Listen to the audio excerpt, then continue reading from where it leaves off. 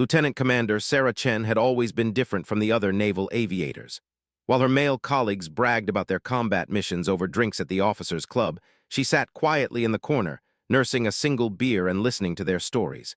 They talked about enemy aircraft shot down, ground targets destroyed, and the rush of combat. Sarah had her own stories, but she kept them to herself. The year was 2003, and Sarah was one of only a handful of female fighter pilots in the entire U.S. Navy. She flew the FA-18 Super Hornet, a twin-engine beast capable of speeds over Mach 1.8.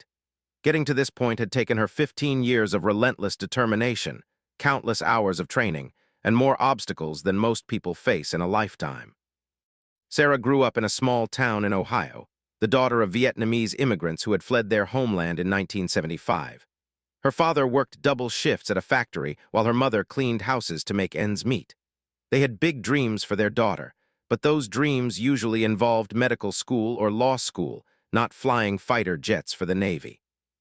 When Sarah announced at age 18 that she wanted to be a naval aviator, her parents thought she had lost her mind. Her father, who had served briefly in the South Vietnamese Air Force before the fall of Saigon, understood the dangers of military aviation better than most. Her mother simply couldn't understand why her brilliant daughter would choose such a dangerous path when she could have any career she wanted. But Sarah had made up her mind the day she saw the Blue Angels perform at an air show when she was 12 years old. Watching those sleek jets dance through the sky with precision and grace, she knew exactly what she wanted to do with her life. The fact that all the pilots were men didn't discourage her. If anything, it made her more determined.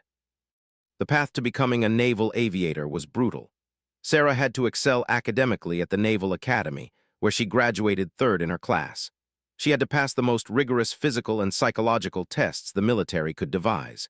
She had to master the art of landing a jet on a moving aircraft carrier deck, something that veteran pilots called controlled crashes because of how violent and dangerous they were. Through it all, Sarah faced skepticism and sometimes outright hostility from instructors and fellow students who didn't think women belonged in fighter cockpits. Some questioned whether she had the physical strength to handle high-G maneuvers. Others wondered if she would crack under the pressure of combat. A few made crude jokes about women and their supposed inability to make split-second decisions. Sarah responded to every challenge the same way. She worked harder than everyone else. While other students went out on weekends, she studied flight manuals. While they slept in, she was at the gym building the physical strength needed to withstand the crushing forces of air combat maneuvering. When they complained about difficult instructors, she asked for extra training. Her dedication paid off. Sarah graduated at the top of her pilot training class and was selected for the most elite squadron in the Navy. She became the first woman to fly combat missions in the FA-18 Super Hornet, though this distinction came with its own set of challenges. The media attention was intense and unwelcome. Reporters wanted to know about her love life, her family background, and how it felt to be breaking barriers. Sarah just wanted to do her job and be treated like any other pilot. She gave the minimum required interviews and always steered the conversation back to the mission and her fellow aviators. Her squadron mates were initially skeptical, but gradually came to respect her skills. Sarah proved herself in training exercises, demonstrating that she could dogfight with the best of them. Her shooting accuracy was exceptional, and her situational awareness in complex aerial environments was better than pilots with twice her experience. When the Iraq War began in 2003, Sarah finally got her chance to prove herself in real combat. Her squadron was deployed to the Persian Gulf aboard the USS Abraham Lincoln, one of the Navy's most advanced aircraft carriers. The ship carried over 5,000 sailors and Marines, along with dozens of aircraft ranging from fighters to helicopters to early warning planes. Sarah's first combat mission was a strike against Iraqi air defense sites. Flying at night over hostile territory, she had to navigate through clouds and poor weather while avoiding enemy missiles. Her target was a radar installation that was guiding surface-to-air missiles against coalition aircraft. Destroying it would save the lives of other pilots and open up safe corridors for future missions. The mission went perfectly. Sarah's bombs hit their target with precision, and the radar site was completely destroyed. She returned to the carrier without incident, but the adrenaline rush of her first combat mission stayed with her for hours. This was what she had trained for her entire adult life. Over the following weeks, Sarah flew mission after mission into Iraqi airspace. She struck military installations, command bunkers, and communications facilities. Each mission was different and presented its own challenges. Sometimes she flew in broad daylight with perfect visibility. Other times she navigated through sandstorms that made seeing anything beyond her cockpit nearly impossible. The other pilots in her squadron began to notice something unusual about Sarah's missions. While everyone was hitting their assigned targets and completing their objectives, Sarah seemed to be finding more targets than anyone else. During missions where pilots were authorized to strike targets of opportunity, Sarah always seemed to come back with reports of additional enemy positions destroyed. At first, her squadron mates chalked this up to luck or better intelligence. But as the pattern continued, they began to suspect that Sarah had an exceptional talent for finding and destroying enemy targets. Her situational awareness was so good that she could spot camouflaged positions that other pilots missed entirely. The squadron's intelligence officer started paying special attention to Sarah's post-mission debriefs. The targets she was finding and destroying weren't random. They were consistently high-value positions that posed significant threats to coalition forces. Enemy anti-aircraft guns, mobile missile launchers, and command vehicles that other pilots had flown past without noticing. Word of Sarah's success began to spread beyond her squadron. Other units requested her for specific missions where target identification was critical. She became known throughout the carrier air wing as someone who could find targets that others missed and destroy them with remarkable precision. But Sarah never boasted about her success. She filed her mission reports in the same matter-of-fact tone she used for everything else. When other pilots congratulated her on particularly successful missions, she always redirected credit to her crew chiefs, intelligence officers, and wingmen. She understood that every successful mission was a team effort. The stress of constant combat operations was enormous. Pilots were flying multiple missions per day, often with only a few hours of sleep between flights. The mental strain of making life-and-death decisions while flying at high speeds through hostile airspace was unlike anything most people could imagine. Some pilots dealt with the stress by talking constantly about their missions. They would gather in the ready room between flights and replay every detail of their most recent combat sortie. Others became quiet and withdrawn, keeping their thoughts to themselves as they processed the reality of war. Sarah fell into the second category. She spoke when spoken to and participated in mission planning sessions, but she didn't socialize much with her fellow pilots. This wasn't because she didn't like them or felt superior to them. She simply processed the stress of combat differently than they did. Her quiet demeanor led some people to assume she wasn't handling the pressure as well as her more outgoing colleagues. A few pilots and officers wondered if she was struggling with the psychological demands of combat aviation. Some suggested she might need counseling or a break from flight operations. These assumptions bothered Sarah, but she didn't let them affect her performance. She knew that everyone dealt with stress differently, and she wasn't about to change her personality to make others more comfortable. She continued flying missions with the same calm professionalism that had characterized her entire career. The truth was that Sarah was handling the stress of combat better than almost anyone else on the ship.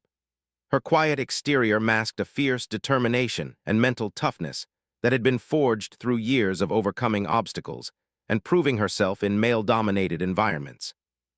As the weeks passed and the air campaign intensified, Sarah's reputation continued to grow. Pilots from other squadrons would seek her out for advice on identifying targets or navigating difficult tactical situations. Senior officers began to take notice of her exceptional performance. But with recognition came scrutiny. Sarah knew that her every move was being watched more closely than those of her male counterparts. Any mistake would be magnified and used as evidence that women didn't belong in combat roles. Any success would be dismissed as luck or attributed to factors beyond her control. This double standard was exhausting, but Sarah had learned to live with it years earlier. She understood that being a pioneer meant accepting a level of scrutiny that others never faced. Every barrier she broke made the path easier for the women who would follow, but it also meant carrying the weight of representing all women in combat aviation. The pressure reached a new level when Admiral Robert Morrison arrived on the Abraham Lincoln for a visit. Morrison was a legendary figure in naval aviation, a former Top Gun instructor who had flown combat missions in Vietnam and commanded carrier battle groups around the world. He was known for his sharp wit, demanding standards, and ability to size up pilots quickly. Morrison's visit was supposed to be routine, but Sarah knew that senior officers like him didn't make unscheduled stops on aircraft carriers without a reason. Word quickly spread through the ship that the Admiral was there to assess the performance of the air wing and make recommendations about future operations. For Sarah, Admiral Morrison's visit represented both an opportunity and a threat. If he was impressed with her performance, it could open doors to new assignments and career advancement. But if he shared the skepticism about women in combat roles that was common among officers of his generation, his evaluation could damage her career prospects. Sarah decided to approach the situation the same way she had approached every other challenge in her career, by focusing on doing her job to the best of her ability and letting her performance speak for itself. She had no control over Admiral Morrison's preconceptions or biases, but she could control how well she flew and how professionally she conducted herself. The stage was set for a confrontation that would change Sarah's career and challenge the Navy's assumptions about women in combat roles. Neither Sarah nor Admiral Morrison knew it yet, but their interaction would become the stuff of legend, talked about in naval aviation circles for years to come. Admiral Morrison's first day aboard the Abraham Lincoln was spent in briefings with the carrier's senior officers. He reviewed operational reports, studied mission statistics, and asked pointed questions about the air wing's performance. Sarah heard through the ship's informal communication network that the Admiral was particularly interested in combat effectiveness and pilot performance under pressure. That evening, Morrison attended the traditional dinner held in the officers' wardroom for visiting dignitaries. The meal was formal, with the ship's best china and silver on display. Sarah, like all the squadron pilots, was required to attend in her dress uniform. She sat at a table with her fellow FA-18 pilots, trying to blend into the background while making polite conversation. Admiral Morrison worked the room like a politician, stopping at each table to chat with officers from different departments. He had a remarkable memory for names and seemed to know something about everyone he met. When he reached Sarah's table, he greeted each pilot by name and made specific comments about their recent missions. When he got to Sarah, Morrison paused and studied her face for a moment. "Lieutenant Commander Chen," he said finally, "I've been reading your mission reports. Quite impressive work over the past month." Sarah stood and shook his hand. "Thank you, sir, just doing my job." Morrison smiled, but there was something calculating in his expression. "Just doing your job? Your squadron commander tells me you've had more successful target engagements than any pilot in the air wing. That seems like more than just doing your job." Sarah felt the attention of everyone at the table focusing on her. She knew that how she responded to this moment could define her reputation for years to come. "I've been fortunate to have excellent intelligence support and crew chiefs, sir. Every successful mission is a team effort." "Modest too," Morrison observed. "I like that in a pilot. False modesty can be just as dangerous as false confidence when you're flying combat missions." The Admiral moved on to the next table, but Sarah noticed that he glanced back at her several times during the remainder of the dinner. She had the distinct feeling that Admiral Morrison was forming opinions about her that went beyond her mission reports. The next morning, Sarah was scheduled to fly a close air support mission over southern Iraq. Coalition ground forces had encountered heavy resistance from Iraqi Republican Guard units, and they needed immediate air support to break through enemy defensive positions. These missions were among the most challenging for naval aviators because they required precise coordination with ground forces while operating in heavily defended airspace. Sarah's target package included several suspected enemy positions, but the ground controller had warned that friendly forces were operating in close proximity to the targets. This meant that any mistake could result in friendly casualties, something that every pilot dreaded more than enemy fire. The weather over the target area was poor, with low clouds and limited visibility. Sarah had to descend to dangerous altitudes to positively identify targets before engaging them. Flying low and slow over a battlefield made her aircraft vulnerable to small arms fire and portable surface-to-air missiles. Despite the challenging conditions, Sarah successfully destroyed 3 enemy positions that had been pinning down a Marine infantry unit. Her precision bombing allowed the Marines to advance and secure their objectives with minimal casualties. The ground controller praised her work over the radio, saying that her strikes had been surgically precise and had saved American lives. When Sarah returned to the Abraham Lincoln, she discovered that Admiral Morrison had been monitoring her mission from the carrier's Combat Information Center. The Admiral had listened to her radio communications with ground controllers and watched real-time video feeds from her aircraft's targeting systems. After Sarah completed her post-mission debrief, she was surprised to receive word that Admiral Morrison wanted to speak with her privately. She reported to the Admiral's temporary office in the ship's flag spaces, uncertain about what to expect. Morrison was reviewing a stack of mission reports when Sarah entered his office. He gestured for her to sit down and continued reading for several minutes before looking up. "That was quite a performance this morning," he said finally. "Thank you, sir," Sarah replied. "Those Marines you supported sent a message thanking you personally for saving their lives. That's not something that happens very often."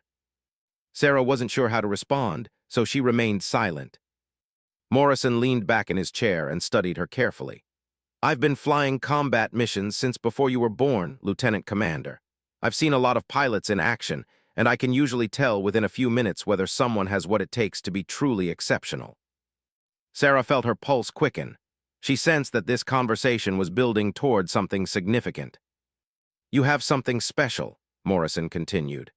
"The ability to see the battlefield differently than other pilots, to find targets that others miss and engage them with remarkable precision.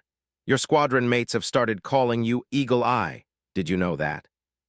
Sarah hadn't heard this nickname before, but she wasn't surprised. Pilots were notorious for giving each other call signs based on their characteristics or performance.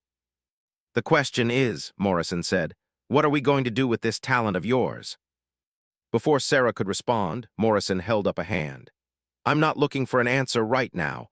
I'm simply making an observation. The Navy has invested a tremendous amount of time and money in your training, and you're clearly living up to that investment." Morrison stood up and walked to the window overlooking the flight deck. "I'll be honest with you, Lieutenant Commander. When I first heard that women were being assigned to combat squadrons, I had my doubts. Not because I questioned their ability to fly or their courage, but because I wondered whether they could handle the unique pressures of sustained combat operations." Sarah remained silent, knowing that whatever she said could be held against her later. "Your performance has answered those questions," Morrison said, turning back to face her. "You've proven that gender is irrelevant when it comes to combat effectiveness.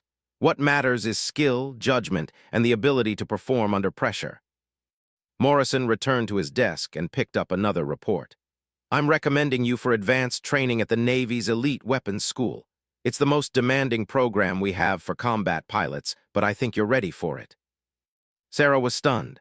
The Navy Weapons School was where the most exceptional pilots went to become instructors and tactical experts.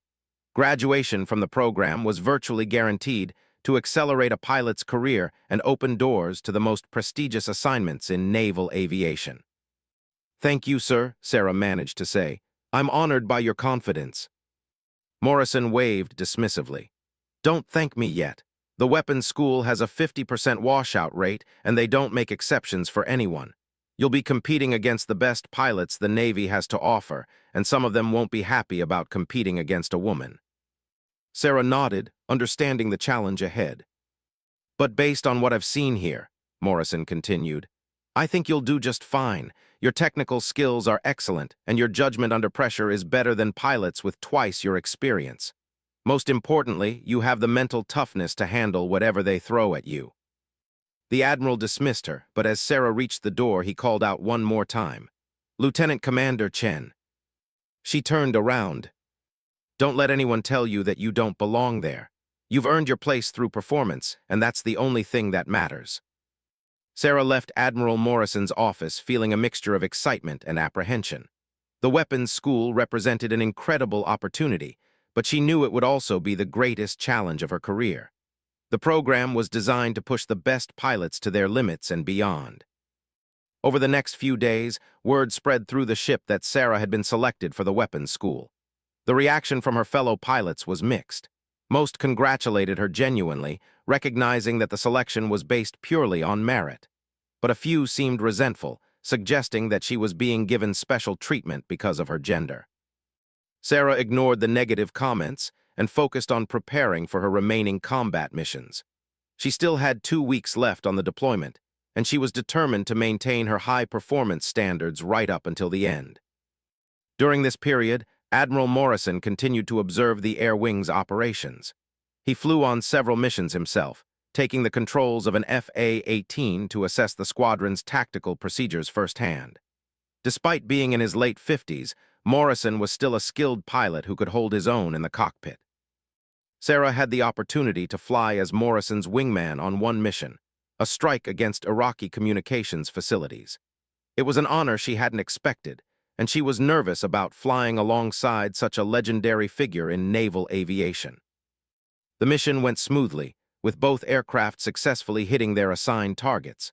During the return flight to the carrier, Morrison asked Sarah to demonstrate some advanced tactical maneuvers. She executed each maneuver flawlessly, drawing complimentary comments from the Admiral over the radio. After they landed, Morrison complimented Sarah on her flying skills. "You handle that aircraft like you were born to fly it," he told her. "I can see why your squadron commander speaks so highly of your abilities." As Admiral Morrison's visit neared its end, he scheduled individual meetings with each squadron's commanding officers to discuss their pilot's performance and make recommendations for future assignments. Sarah's squadron commander, Commander Jake "Hammer" Harrison, had nothing but praise for her contributions to the Air Wing's success. Harrison later told Sarah that Admiral Morrison had described her as one of the most naturally gifted combat pilots he had encountered in his 30-year career. The Admiral had specifically praised her ability to remain calm under pressure and make sound tactical decisions in complex situations. Morrison's final evening on the Abraham Lincoln was marked by another formal dinner, this time focusing on the accomplishments of the Air Wing during the deployment. The Admiral presented awards to several pilots and crew members who had distinguished themselves during combat operations.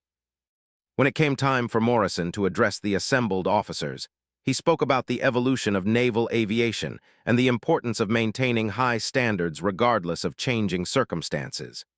He talked about the qualities that defined exceptional naval aviators: technical proficiency, tactical awareness, courage under fire, and the ability to work as part of a team. "I've had the privilege of observing some truly outstanding flying over the past week," Morrison said. "This Air Wing has performed magnificently under challenging conditions, and every pilot and crew member should be proud of their contributions to mission success." Morrison's eyes found Sarah in the audience. "Naval aviation has always been about pushing boundaries and challenging assumptions. We've consistently proven that excellence knows no boundaries, and that the only thing that matters in combat is the ability to get the job done." The Admiral's words carried special meaning for Sarah. She understood that he was sending a message not just to her, but to everyone in the room about the changing face of naval aviation. After the dinner, Morrison sought out Sarah for one final conversation. They met on the ship's flight deck, under the stars of the Persian Gulf night sky. The massive carrier continued its steady course through calm waters, with the sounds of aircraft maintenance operations providing a constant background hum. "I wanted to thank you," Morrison said, "for proving something that needed to be proven. Your performance here has shown that our assumptions about women in combat were based on prejudice rather than facts." Sarah was surprised by the Admiral's candor. "I've just tried to do my job to the best of my ability, sir." "And you've done it better than most," Morrison replied. "But more than that, you've done it with class and professionalism. You've faced skepticism and pressure that your male colleagues never experienced, and you've responded by letting your performance speak for itself." Morrison paused and looked out at the ocean. "The Navy is changing, Lieutenant Commander Chen. We're finally recognizing that talent and dedication matter more than traditional assumptions about who can do what. You're part of that change, whether you intended to be or not." Sarah felt the weight of responsibility that came with being a pioneer. Every success and every failure would be scrutinized and used to judge the capabilities of all women who followed in her footsteps. "The weapons school will be tough," Morrison continued. "Tougher than anything you've experienced so far, but I have complete confidence in your ability to succeed. Just remember that you're not there to prove anything to anyone except yourself." Admiral Morrison departed the Abraham Lincoln the next morning, but his impact on Sarah's career was just beginning. His endorsement would open doors and create opportunities that she could never have imagined when she first decided to become a naval aviator. As Sarah prepared for the final phase of her deployment, she reflected on how much her life had changed in just a few short years. From being one of the first women in her training class to becoming the first female graduate of several elite programs, she had consistently broken barriers while trying to focus simply on being the best pilot she could be. The real test, however, was still ahead of her. 6 months after Admiral Morrison's visit, Sarah found herself at the Navy Fighter Weapons School, better known as Top Gun, in Fallon, Nevada. The desert facility was home to the most advanced fighter pilot training in the world, where only the top 1% of naval aviators were selected to learn advanced tactics and eventually become instructors themselves. Sarah was one of 12 pilots in her class and the only woman. This wasn't unusual for the weapons school, which had never graduated a female pilot since its establishment decades earlier. Sarah tried not to think about this historical fact as she focused on the intense training ahead. The weapons school program was unlike anything Sarah had experienced. While her previous training had focused on basic flight skills and standard tactical procedures, the weapons school pushed pilots to master complex air-to-air and air-to-ground combat scenarios that could involve dozens of aircraft operating simultaneously over vast areas. The instructors were the most experienced pilots in the Navy, men who had flown combat missions in multiple conflicts and had years of experience teaching advanced tactics. They were known for their demanding standards and their ability to expose weaknesses in even the most skilled pilots.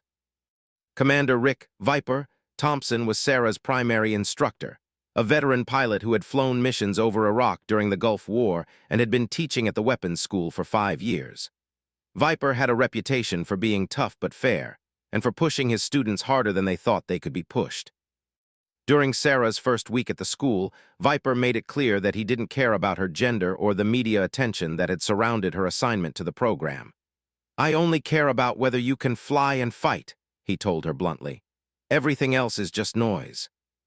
Sarah appreciated this direct approach. She had grown tired of being treated as a symbol or a test case rather than simply as a pilot trying to master her craft.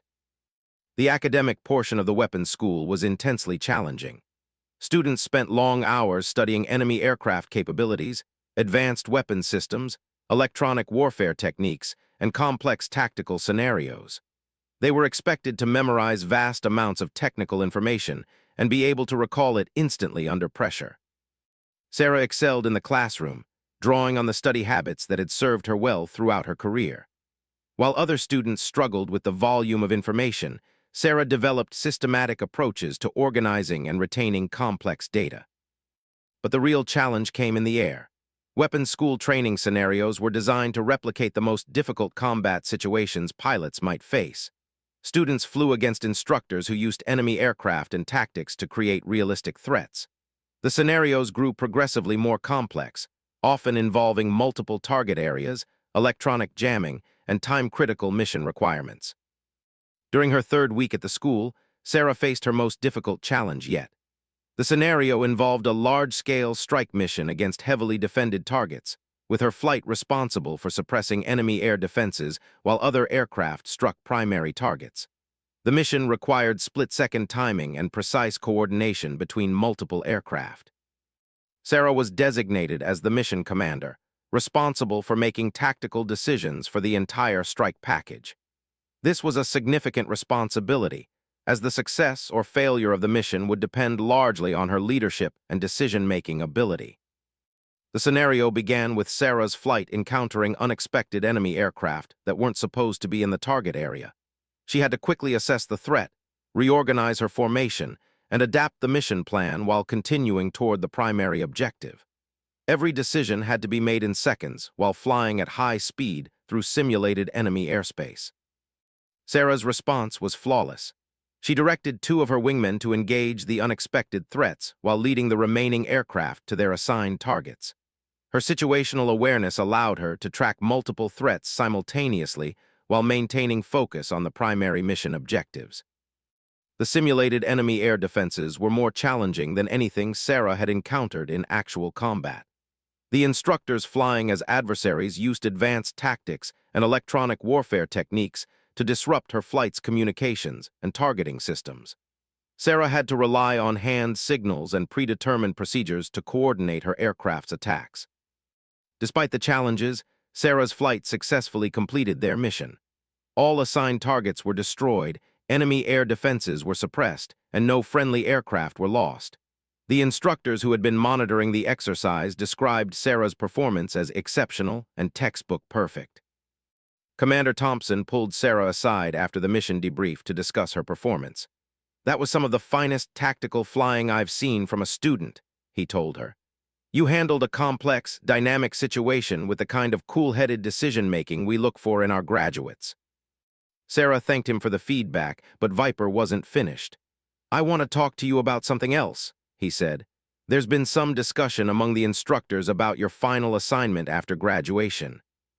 Sarah listened carefully, knowing that weapons school graduates typically received prestigious assignments to elite squadrons or instructor positions. "We've had a request from Admiral Morrison," Viper continued. "He's been promoted to command of Naval Air Forces Pacific, and he wants you assigned to his staff as a tactical advisor." Sarah was surprised by this news. Working on Admiral Morrison's staff would be an incredible opportunity, but it would also mean leaving operational flying for a staff position. "It's not a decision you have to make immediately," Viper said, "but I wanted you to know that the option exists. Admiral Morrison specifically requested you based on your combat performance and your potential for senior leadership roles." As Sarah's training progressed, she continued to excel in increasingly challenging scenarios. Her classmates, initially skeptical about having a woman in the program, gradually came to respect her skills and judgment. She proved herself capable of holding her own in every aspect of the training, from academic studies to complex flight operations. One particularly demanding exercise involved a large-scale air-to-air combat scenario, where Sarah's flight was outnumbered 3-1 by enemy aircraft. The scenario was designed to test students' ability to use advanced tactics and teamwork to overcome numerical disadvantages. Sarah devised a strategy that involved using the terrain and electronic warfare capabilities to create confusion among the enemy aircraft, while her flight attacked from multiple directions simultaneously. The plan required precise timing and flawless execution, with no margin for error. The execution was perfect. Sarah's flight successfully engaged and defeated all enemy aircraft while suffering no losses of their own. The tactics she employed were so effective that the instructors decided to incorporate them into future training scenarios. Word of Sarah's performance began to spread throughout the naval aviation community. Senior officers who had never met her personally knew about her exceptional performance at the weapons school. Her reputation as a tactical innovator and skilled combat pilot grew with each successful exercise. But with recognition came pressure. Sarah knew that every mistake would be magnified and analyzed, not just as a reflection of her individual performance, but as evidence of whether women could succeed in the most demanding military training programs. This pressure intensified during her final major exercise, a week-long scenario that simulated a full-scale conflict involving hundreds of aircraft operating over multiple days. Students were assigned leadership roles for different phases of the exercise, and their performance was closely monitored by senior Navy officials who flew in specifically to observe the training. Sarah was assigned to plan and lead a critical strike mission against enemy command and control facilities. The success of this mission would determine whether friendly forces could gain air superiority for the remainder of the exercise. The pressure was immense, as failure would affect not just her own evaluation, but the outcome for her entire class. Sarah spent 3 days developing her mission plan, studying intelligence reports, weather forecasts, and enemy capabilities. She had to coordinate with multiple squadrons, plan refueling operations, and develop contingency plans for various scenarios that could develop during the mission. On the day of the mission, Sarah led a strike package of 24 aircraft toward heavily defended targets deep in simulated enemy territory. The enemy air defenses were more sophisticated than anything she had faced in actual combat, with multiple layers of surface-to-air missiles, fighter aircraft, and electronic warfare systems. The mission began smoothly, but as Sarah's formation approached the target area, they encountered unexpected resistance. Enemy fighters had positioned themselves along the planned attack route, and surface-to-air missile systems had been moved to new locations that weren't reflected in the intelligence reports. Sarah had to make critical decisions within seconds of discovering these new threats. She redirected her electronic warfare aircraft to jam enemy communications, assigned additional fighters to deal with the unexpected aerial threats, and modified her attack routes to avoid the relocated missile systems. The complexity of managing so many variables simultaneously while flying at high speed through hostile airspace was enormous. Sarah had to track the positions and status of 24 friendly aircraft while monitoring multiple enemy threats and maintaining focus on her primary mission objectives. Despite the challenges, Sarah's mission was a complete success. All assigned targets were destroyed, enemy air defenses were effectively neutralized, and every friendly aircraft returned safely. The execution was so flawless that the exercise controllers initially suspected that the enemy forces hadn't performed realistically. After reviewing the exercise data, however, they confirmed that Sarah had simply outmaneuvered and outfought a determined and capable adversary. Her tactical innovations and leadership under pressure had achieved objectives that many experienced pilots would have found impossible. The exercise debrief lasted for hours, with instructors and senior officers analyzing every aspect of Sarah's performance. They praised her tactical creativity, her ability to adapt to changing circumstances, and her skill in coordinating complex multi-aircraft operations. Admiral Morrison, who had flown in to observe the final exercise, personally congratulated Sarah on her performance. "That was one of the finest displays of tactical leadership I've witnessed in 30 years of naval aviation," he told her. As graduation from the weapons school approached, Sarah reflected on how much the program had changed her. She had arrived as a skilled combat pilot, but she was leaving as a tactical expert capable of planning and leading large-scale air operations. The training had pushed her to limits she hadn't known she possessed, and had given her confidence in her ability to handle any challenge naval aviation could present. The graduation ceremony was attended by senior Navy officials from around the world, including several admirals who were responsible for naval aviation policy and operations. Sarah's achievement in becoming the first woman to graduate from the program was recognized as a significant milestone, but the speakers focused primarily on the tactical skills and leadership abilities that all graduates had demonstrated. When Admiral Morrison presented Sarah with her graduation certificate, he spoke briefly about her exceptional performance throughout the program. "Lieutenant Commander Chen has proven that excellence in naval aviation is defined by skill, judgment, and dedication to duty," he said. "She has set a new standard for tactical innovation and leadership under pressure." After the ceremony, Admiral Morrison approached Sarah with a serious expression. "I have a proposition for you," he said. "I'm forming a new tactical development unit that will be responsible for creating the next generation of naval aviation doctrine. I want you to lead the air-to-ground warfare section." Sarah was stunned by the offer. Leading a tactical development unit would put her at the forefront of naval aviation innovation, helping to shape how future pilots would train and fight. "It's a challenging assignment," Morrison continued. "You'll be working with advanced weapons systems that are still in development, and you'll be responsible for creating training programs that don't exist yet. But based on what I've seen from you, I think you're ready for this kind of responsibility." Sarah accepted the assignment, knowing that it would place her at the center of naval aviation's evolution. She would be helping to develop the tactics and techniques that would define air warfare for decades to come. But first, she had one more challenge to face. Admiral Morrison had arranged for her to address the annual Naval Aviation Symposium, where she would speak to hundreds of senior officers about her experiences and the lessons learned from her groundbreaking career. Standing before an audience of admirals, captains, and senior aviators from around the world, Sarah prepared to share her perspective on the future of naval aviation and the importance of evaluating people based on their abilities rather than their backgrounds. The Naval Aviation Symposium was held at the Naval Academy in Annapolis, Maryland, bringing together the most senior aviators from every branch of the military.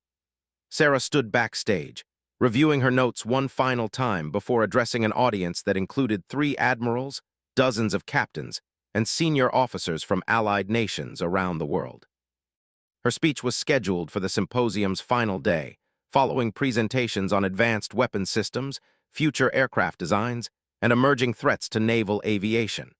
Sarah's topic was tactical innovation in modern air warfare, but everyone knew the real significance of her appearance was her status as the first woman to graduate from the Navy's elite weapons school. Admiral Morrison had specifically requested that Sarah speak at the symposium, believing that her unique perspective would challenge conventional thinking about pilot selection and training. He introduced her to the audience with words that would be remembered for years to come. "Ladies and gentlemen," Morrison began, "our final speaker has achieved something unprecedented in naval aviation. She has not only broken barriers that many thought were unbreakable, but she has done so while setting new standards for tactical excellence and combat effectiveness." Morrison paused and looked directly at Sarah. "Lieutenant Commander Chen has proven that the only thing that matters in a cockpit is the pilot's ability to fly and fight. Everything else is just prejudice disguised as tradition." Sarah took the podium feeling a mixture of nervousness and determination. She had addressed large groups before, but never an audience this senior or this influential. Her words today could impact naval aviation policy for decades to come. "Admiral Morrison, distinguished guests, fellow aviators," Sarah began, "I'm honored to address this symposium and share some perspectives on tactical innovation in modern air warfare." Sarah's presentation focused on the lessons learned from her combat deployments and advanced training. She discussed the importance of adaptability in complex tactical situations, the value of innovative thinking in overcoming enemy advantages, and the need for constant evolution in pilot training programs. But the most powerful part of her speech came when she addressed the question of diversity in naval aviation directly. "Some people have suggested that my presence here represents a social experiment," Sarah said, her voice steady and confident. "I respectfully disagree. My presence here represents the simple principle that our military should recruit and promote the most capable people available, regardless of any factor other than their ability to serve." She paused and looked around the room, making eye contact with several senior officers. Every pilot in this room has faced challenges and overcome obstacles to earn their wings. Some faced academic challenges, others struggled with the physical demands of flight training. Some overcame fear, others mastered complex technical systems. The specific nature of our challenges doesn't matter. What matters is that we all proved ourselves capable of meeting the standards required of naval aviators. Sarah's words resonated throughout the audience. Several officers nodded in agreement, while others listened intently to her perspective. "The future of naval aviation depends on our ability to identify and develop talent wherever we find it," Sarah continued. "We cannot afford to exclude capable people based on assumptions or traditions that have no bearing on combat effectiveness." After her presentation, Sarah received a standing ovation from the audience. During the reception that followed, she was approached by numerous senior officers who wanted to discuss her ideas about pilot training and tactical development. Admiral Morrison was clearly pleased with her performance. "That was exactly what this audience needed to hear," he told her. "You've given them a lot to think about." But not everyone was impressed with Sarah's message. During the reception, she overheard a group of senior officers discussing her presentation in less than favorable terms. "All this talk about breaking barriers is fine," one captain said, "but let's see how she performs when the real shooting starts. Combat deployments and training exercises are two different things." Another officer chimed in. "I've heard she's had some success in combat, but that was against Iraqi conscripts with obsolete equipment. How would she do against a real air force with modern aircraft and trained pilots?" Sarah pretended not to hear these comments, but they bothered her more than she cared to admit. Despite everything she had accomplished, there were still people who questioned her abilities and looked for reasons to dismiss her achievements.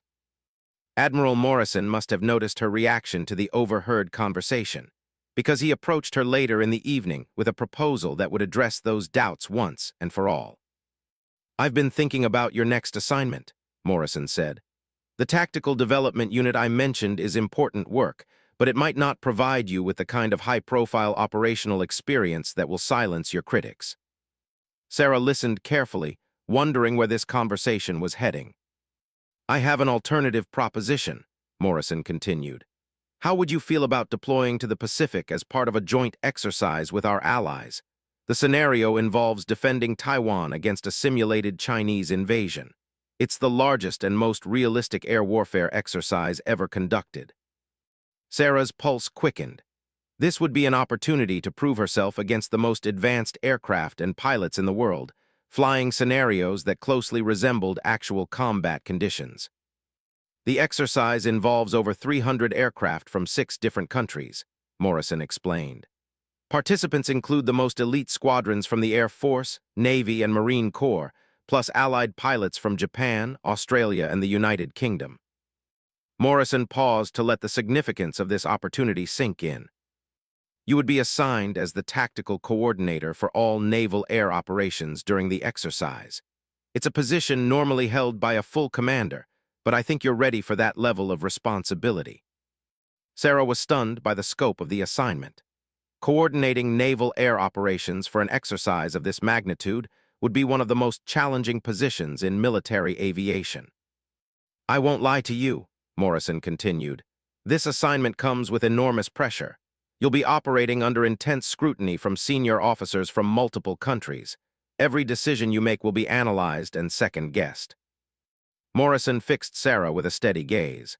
But I also think this is your chance to prove, once and for all, that your success isn't due to luck or special treatment. You'll be competing against the best pilots in the world under the most demanding conditions we can create. Sarah didn't hesitate. I accept the assignment, sir. Morrison smiled. I thought you might. The exercise begins in 3 months, which gives you time to complete your current training cycle and prepare for the new challenges ahead. Over the following weeks, Sarah threw herself into preparation for the Pacific exercise. She studied the capabilities of aircraft from all participating nations, analyzed the tactical doctrines of potential adversaries, and developed operational plans for various scenarios that might arise during the exercise. The scale and complexity of the exercise was unlike anything the military had ever attempted. The scenario involved multiple phases, beginning with air superiority missions and progressing through strike operations, close air support, and humanitarian assistance. Each phase required different tactics and presented unique challenges. Sarah's role as tactical coordinator would require her to make real-time decisions affecting hundreds of aircraft operating over thousands of square miles of airspace. She would be responsible for ensuring that complex missions were executed safely while achieving their training objectives. The pressure intensified when Sarah learned that the exercise would be observed by senior military officials from around the world, including several Chinese generals who had been invited as part of a military exchange program. Her performance would be scrutinized not only by American officers, but by potential adversaries who were looking for weaknesses in American tactics and capabilities. 3 weeks before the exercise, Sarah received an unexpected visitor at her office. Admiral Morrison arrived unannounced, carrying a folder marked with the highest security classifications.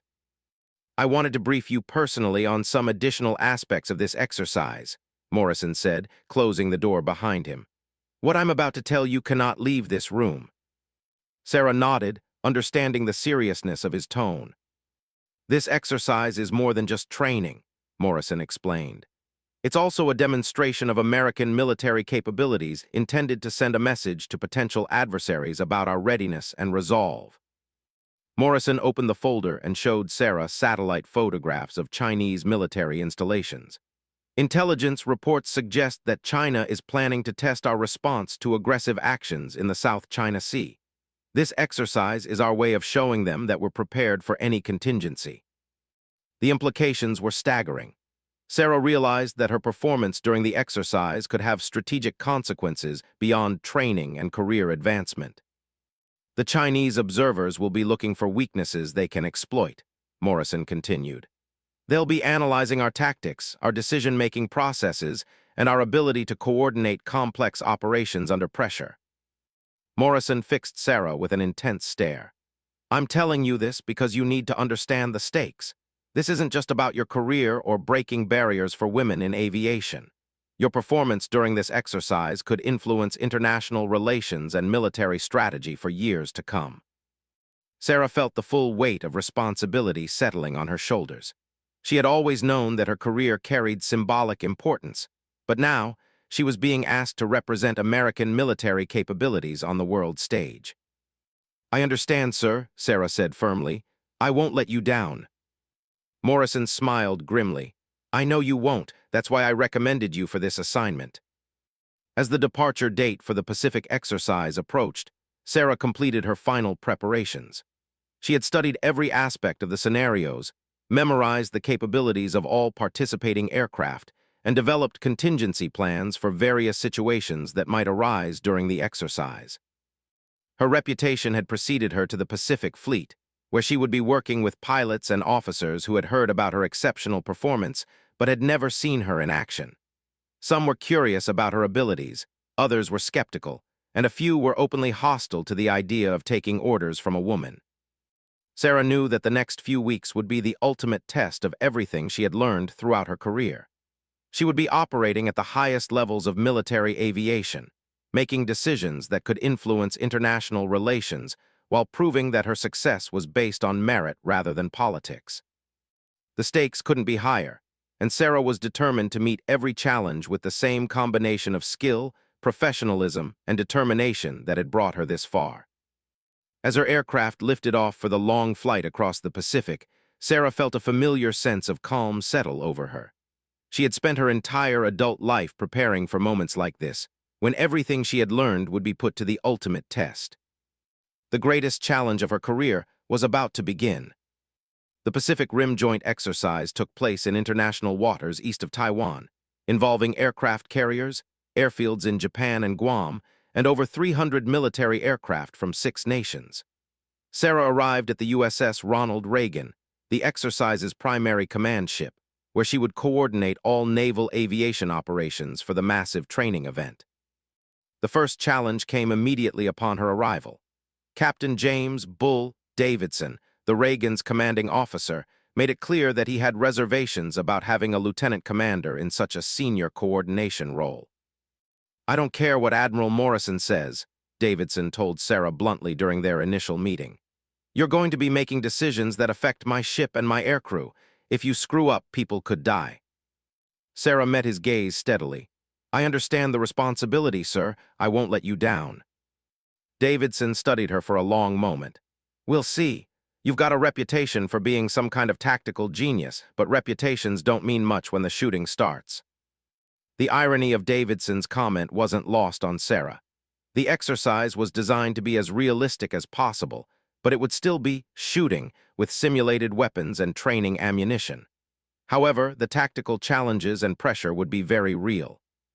Sarah's first task was to coordinate with the exercise controllers to ensure that all naval aviation operations integrated smoothly with Air Force, Marine Corps, and allied nation activities.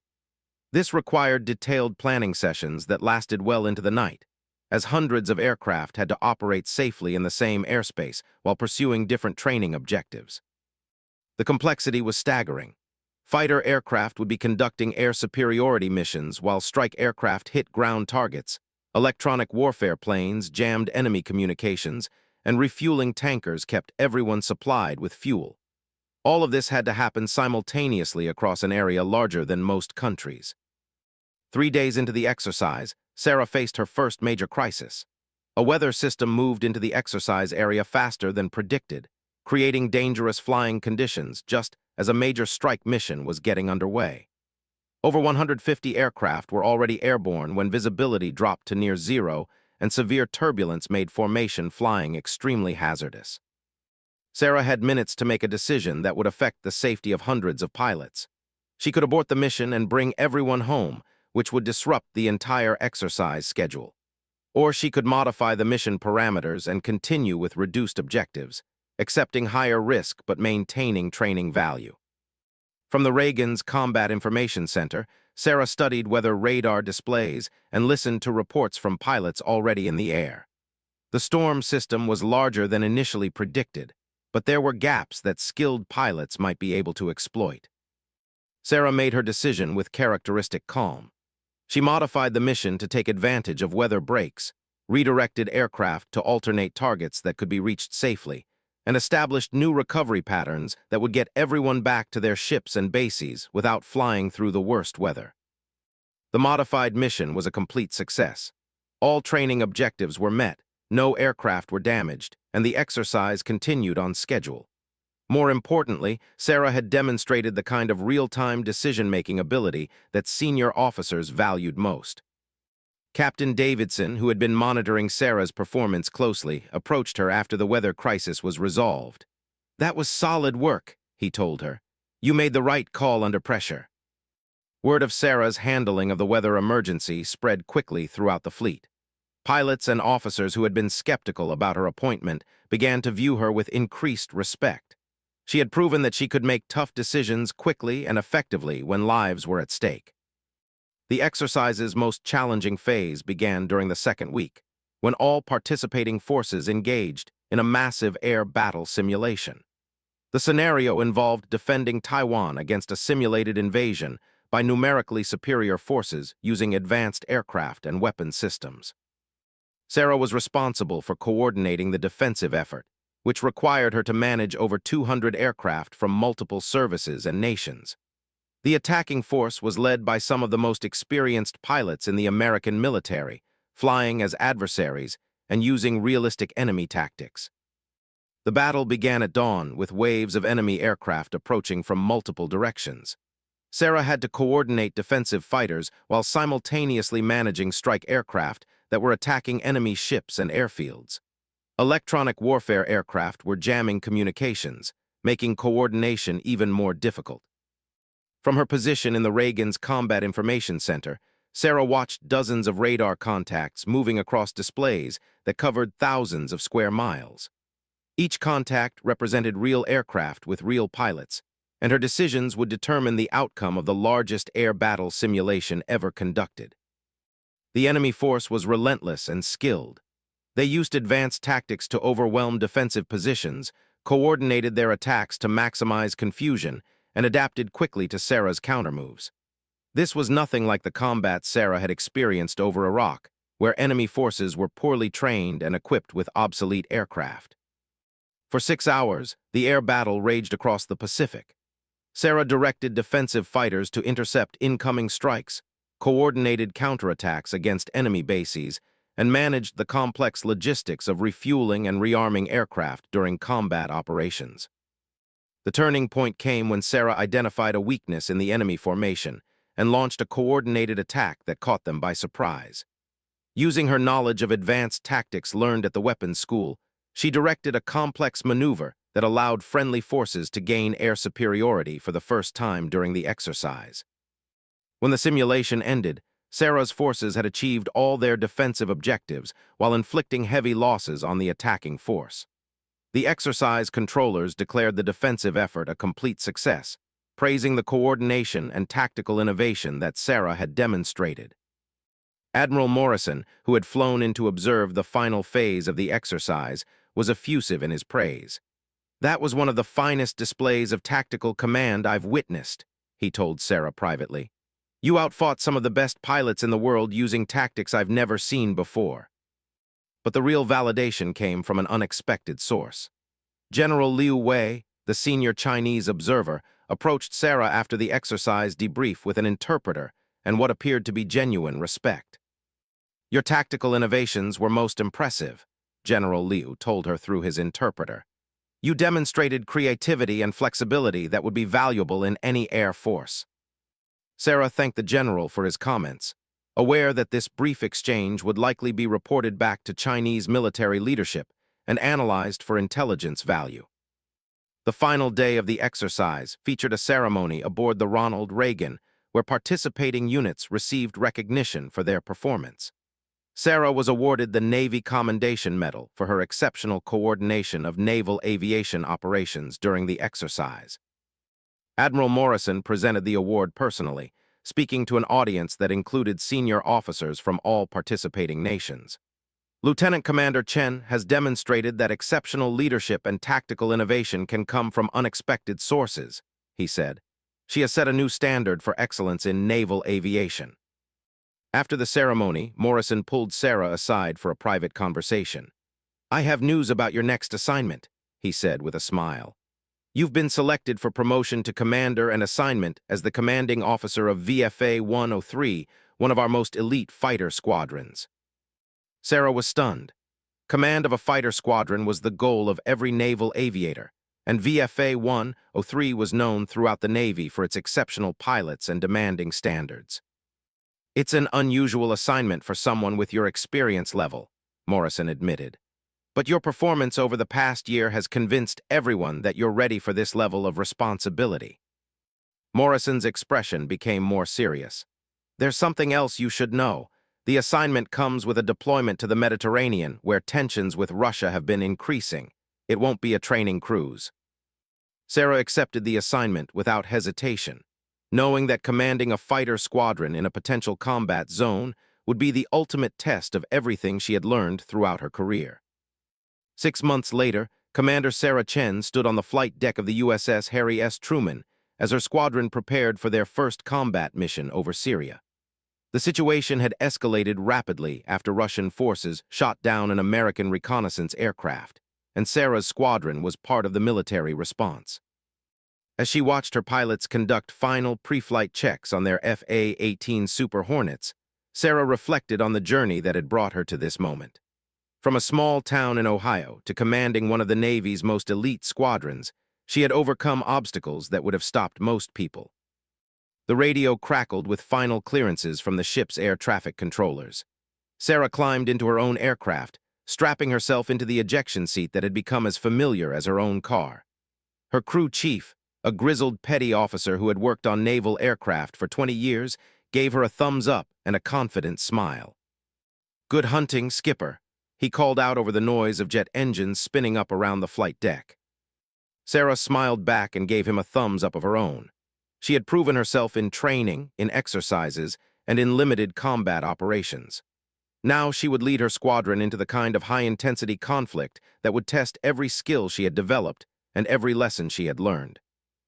As the Truman turned into the wind and began launching aircraft, Sarah felt the familiar surge of adrenaline that came with combat operations. She had spent 15 years proving that women could fly and fight as effectively as men. Today, she would prove it again, this time as a squadron commander leading her pilots into battle. The catapult fired, hurling Sarah's 30-ton aircraft from 0 to 150 miles per hour in less than 3 seconds. As she climbed into the dawn sky over the Mediterranean, Sarah knew that she was exactly where she belonged, leading from the front, proving through performance that excellence in military aviation had nothing to do with gender and everything to do with skill, courage, and determination. Admiral Morrison's early assessment had been correct. Sarah Chen was indeed exceptional, not because she was a woman in a male-dominated field, but because she possessed the rare combination of technical skill, tactical brilliance, and leadership ability that define the very best military aviators. Her journey from skeptical reception to respected commander had taken over a decade, but each challenge had made her stronger and more capable.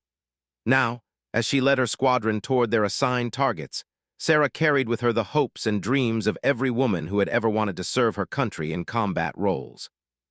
The teasing about her kill count that had started her story seemed like ancient history now.